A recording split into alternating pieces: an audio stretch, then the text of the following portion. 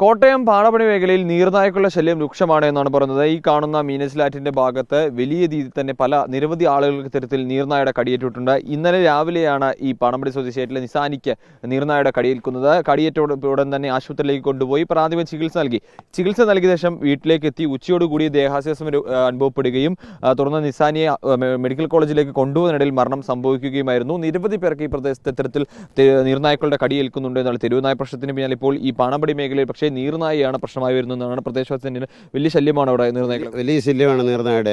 ആൾക്കാർക്കാർക്കും തുണി അലക്കാനോ പാത്രം കഴുകാനോ ഒന്നും ആറ്റിൽ ഇറങ്ങാൻ പറ്റാത്തൊരു സാഹചര്യമാണ്. അത് ഭയങ്കരമായിട്ട് പെരുകിയിരിക്കുകയാണ്.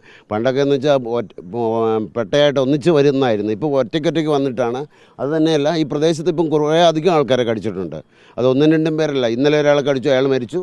ഇന്ന് ഒരാളെ കടിച്ചു. ഇന്ന് രണ്ടുപേരെ ഉച്ച കഴിഞ്ഞപ്പം കടിക്കേണ്ടി വന്നു. അത്തരത്തിൽ തന്നെയാണ് നിരവധി പേർക്ക് കടിയേറ്റുണ്ടെന്നാണ് നമ്മൾ ഈ പാണമ്പടി സ്വദേശിയായിട്ടുള്ള അബൂബക്കറിനെ വെള്ളിയാഴ്ച രാവിലെയാണ് ഇത്തരത്തിൽ തോട്ടിലേക്ക് ഇറങ്ങിയ സമയത്ത് നീർനായ കടിക്കുന്ന ഒരു സാഹചര്യം ഉണ്ടായത്.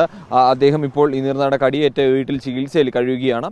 ഇത് കഴിഞ്ഞ വെള്ളിയാഴ്ച രാവിലെ ഒരു 8:30 ഉണ്ടായതാണ്. കുളിക്കാറിറങ്ങി തോട്ടി കരയ്ക്ക് കയറുന്ന സമയത്താണ് ഏതാണ്ട് കടിക്കുന്നവരെ നോക്കിക്കഴിഞ്ഞപ്പം അവിടുന്ന് ഒരു 2 പല്ല് കണ്ടു. ഒരു പല്ല് ഇവിടെയും കണ്ടു, ഒന്ന് അവിടെയും കണ്ടു. ഇങ്ങനെ 2 സ്ഥലത്താണ് കടി പറ്റിയത്. അപ്പം അവിടെ കൂടി ആ രക്തം മുഴുവൻ വന്നത്. അത് കഴിഞ്ഞ് പോയി ഇഞ്ചക്ഷൻ എടുത്ത് ഒരു അടിയന്തരമായ വിഷയത്തിൽ ഇടപെടണം എന്നുള്ളത് തന്നെയാണ് നാട്ടുകാർ പ്രധാനമായും ഉന്നയിക്കുന്നത്. കാരണം നീർനായയുടെ ശല്യം രൂക്ഷമായി വരുന്നു. ആളുകൾക്ക്, അതായത് തോട്ടിലെ ഈ മീനച്ചിലാറിലേക്ക് ഇറങ്ങാൻ കഴിയാത്ത സാഹചര്യമുണ്ട് എന്നുള്ളതാണ്. ഇറങ്ങിക്കഴിഞ്ഞാൽ ഈ ഇത്തരത്തിൽ നീർനായക്കളുടെ ആക്രമണത്തിന് വിധേയരാകുന്നു എന്നുള്ളത് തന്നെ. അതുകൊണ്ട് തന്നെ അടിയന്തരമായ വിഷയത്തിൽ ഇടപെടൽ ഉണ്ടാകണം. ഈ നീർനായ ശല്യത്തിൽ ഒരു ശാശ്വതമായ പരിഹാരം വേണമെന്ന ആവശ്യമാണ് നാട്ടുകാർക്കുള്ളത്.